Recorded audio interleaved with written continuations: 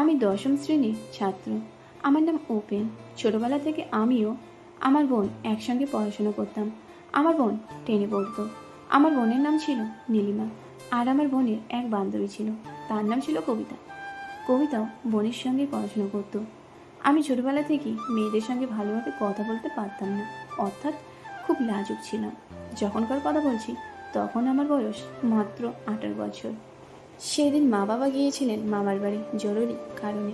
ফিরতে কয়েকদিন দেরি হবে, তাই মা কবিতাকে আমার বোনের কাছে থাকতে বলে গিয়েছিলেন, কারণ বোন রাতে একা শুতে ভয় পায়। প্রথম রাতে আমরা একসঙ্গে সকলে মিলে পড়াশোনা করার পর যে যার জায়গায় শুয়ে পড়েছি। পড়ার সময় আমি কবিতাকে ভালো করে লক্ষ্য করেছিলাম, যার ফলে ঘুম আসছিল না। হঠাৎ ঘরের মধ্যে হাসির শব্দ শুনতে পেলাম। ভাবলাম ওরা অত হাসাহাসি করছে কেন। জানালার ফাঁকে চোখ রেখে দেখার চেষ্টা করলাম।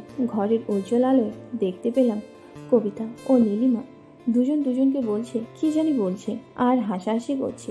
কবিতা নীলিমাকে বলল, আমার টুকটুকিতে ওঠার জন্য মনটা খুব কুটকুট করছে। নীলিমা জিজ্ঞেস করলো, তাহলে কি হবে? কবিতা বলল, জানিস না বুঝি, সাইকেলে উঠলে খুব ভালো লাগবে। নীলিমা বলল, ছেলেদের বাইকে উঠলে আরও বেশি ভালো লাগবে। কবিতা বলল, কিন্তু এখন বাইক পাবি কোথায়? নীলিমা উত্তর দিল, কেন, আমার দাদা আছে তো। তারপর ওরা আস্তে আস্তে কী কথা বললো শুনতে পেলাম না। নীলিমা ঘুমানোর ভান করে বিছানায় পড়ে রইল আর কবিতা দরজার সামনে গেল। আমি আমার বাইকটা ভেতরে রেখে শুয়ে পড়লাম। কিছুক্ষণের মধ্যেই কবিতা এসে আমাকে ডেকে বলল, আমাদের কাছে এসে তুমি থাকো, না হলে আমাদের ভয় করবে। বাধ্য হয়ে আমাকে ওদের কাছে গিয়ে শুতে হলো।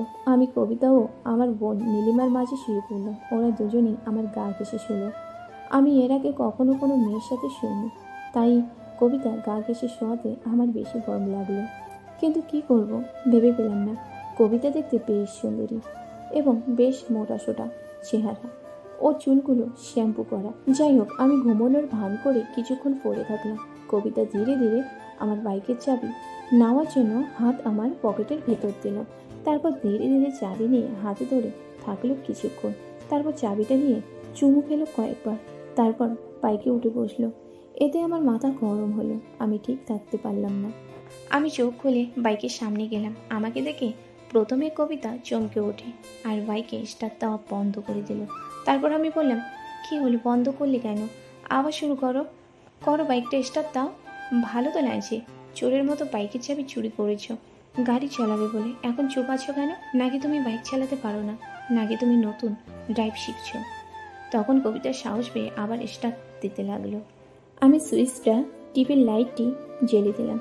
অবাক হয়ে দেখলাম কবিতা আমার বাইকটাকে যত্ন করে আদর করছে। লাইট জ্বলতেই প্রথমে একটু লজ্জা পেল। তারপর আমি বলি, কিরে কবিতা, চালা, থামছিস কেন বারবার? কবিতা বলল, উপেন্দা আমাকে একটু সাহায্য করেন, ভীষণ বুকটা ধুক ধুক করছে। আমি বলি, তুই চাবিটা ঘোরা, আমি তোকে হেল্প করছি। কবিতা বলে, ঠিক আছে। আমি বললাম, আসতে পার, বোনের ঘুম ভেঙে যাবে। কবিতা বলল, তোমার বোন ঘুমাচ্ছে না, মুখ গেলিয়ে শুয়ে আছে, তোমার বাইক চালাবে বলে। আমি অবাক হলাম, বোন আমার গাড়ি চালার জন্য মুখ গেলিয়ে শুয়ে আছে? এই কবিতা, কি হচ্ছে? কবিতা বলল, এই ওঠ, এখন দাদাকে দেখে ভয় পাচ্ছিস কেন? এতক্ষণ তো বাইকের চাবি পাওয়ার জন্য পাগল ছিলি। আমি বলি, কিরে নীলিমা, দাদাকে বললেই তো পারতিস, দিয়ে দিতাম। আমার বাইক মানে তো তোরও বাইক। বাইক চালাতে যদি তোর এত শখ, আমাকে একবার বলে দেখতি। পাগল মেয়ে একটা। তারপর বোন আর বোনের বান্ধবী দুজনকে আমার সুন্দর বাইকটাকে চালাতে দিলাম। ওরা তো চাবি এবং বাইকটা পেয়ে খুশিতে আত্মহারা হয়ে গিয়েছিল। ওরা দুজনেই একসাথে আমার বাইকটা চালাতে শুরু করলো।